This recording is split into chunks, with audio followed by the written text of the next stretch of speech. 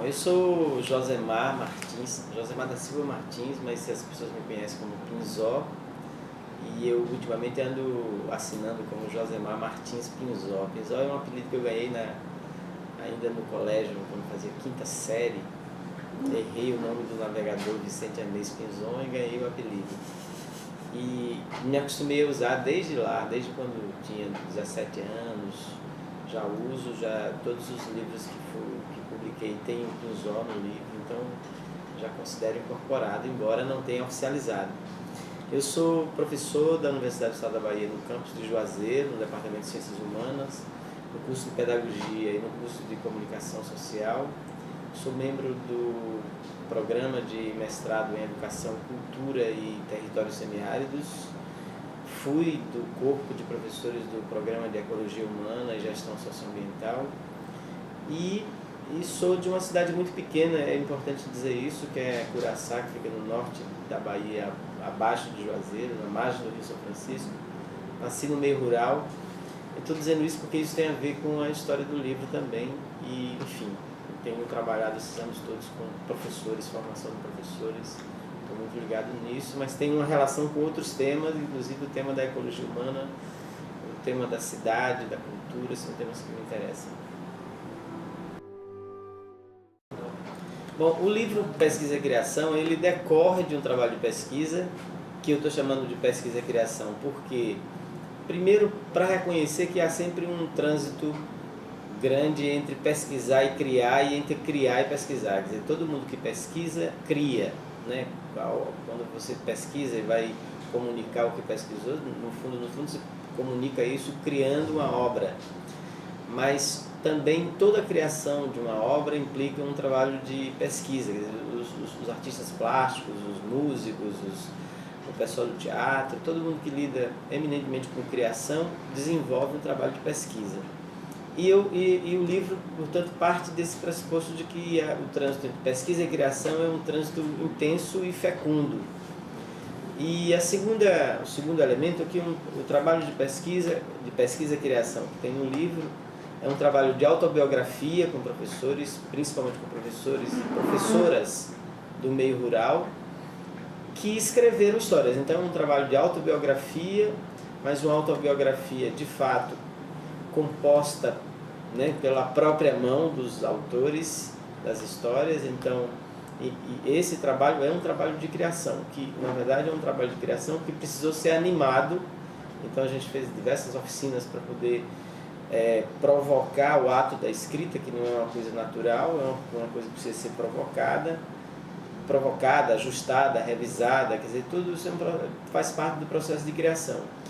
Então, as histórias autobiográficas que compõem o livro, elas contam também uma história da educação a partir da experiência das pessoas. Cada um conta um pedaço de vida que compõe também uma costura, uma história da educação, mas uma história da educação no sertão, não é em qualquer lugar. É onde a educação demorou a chegar, chegou aos pedaços, chegou pouquinho, chegou de modo precário, né? Então, são essas as histórias que são contadas pelos diversos autores e autoras que estão no livro, que escreveram suas histórias autobiográficas. Algumas dentro de uma narrativa em prosa, que está dentro do chamado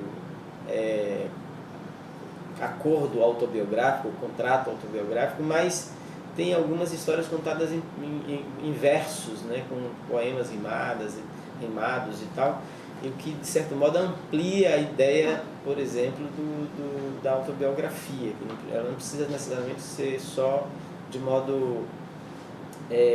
não precisa ser em prosa, não tem a obrigação de ser necessariamente em prosa, pode ser também contada de outras formas, e há muitos exemplos de trabalho com autobiografia em versos, né, em poemas rimados, com métrica e tudo.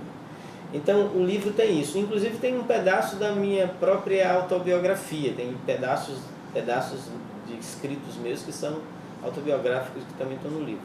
Então ele contém uma parte conceitual sobre pesquisa, contém uma parte conceitual sobre autobiografia e sobre o trabalho de criação autobiográfica, com fundamentos importantes de muita gente que escreveu autobiografia, inclusive José Saramago, Albert Camus, Jorge Amado, quer dizer, são pessoas, e muitas outras pessoas importantes do Brasil que também escreveram no conjunto de suas obras uma peça autobiográfica, que são essas peças que ajudam a amparar o trabalho de pesquisa e criação que foi feito. Pronto, então, acho que o livro interessa a muita gente, assim, interessa quem mexe com literatura de modo geral, interessa aos acadêmicos de modo geral, principalmente interessa a quem trabalha com pesquisa, que a gente importa muita teoria sobre pesquisa, né? E às vezes a gente dá pouco valor a formatos de pesquisa que a gente mesmo desenvolve. E, portanto, eu estou tomando a pesquisa e a criação como um modo de fazer pesquisa dentro de um processo de formação. No caso, todo o trabalho de criação, de pesquisa e de criação que consta no livro foi feito dentro de processo de formação de professores, mas principalmente a própria pesquisa foi uma pesquisa estruturada num processo de formação, quer dizer,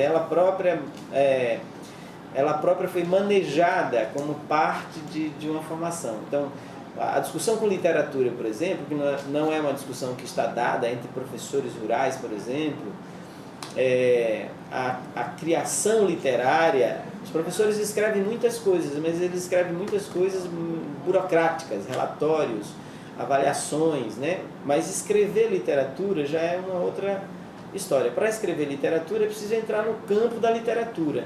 Então a gente fez oficinas que fazem com que as pessoas fizeram com que as pessoas se inserissem dentro do campo literário, sobretudo o campo literário autobiográfico, para poder elas sacarem um pouco a lógica da criação literária autobiográfica e criarem. Então interessa quem está discutindo pesquisa, interessa quem está querendo discutir a história da educação, sobretudo a história da educação do sertão e do meio rural, interessa quem está discutindo, portanto, a educação do campo, mas interessa também a curiosos que queiram, por exemplo, bisbilhotar coisas sobre a literatura, a autobiografia, enfim, essas coisas todas constam no livro. Então, a minha recomendação é que, primeiro, quem trabalha com metodologia da pesquisa se interesse por ele. Depois, quem se interessa por história da educação se interessa por ele.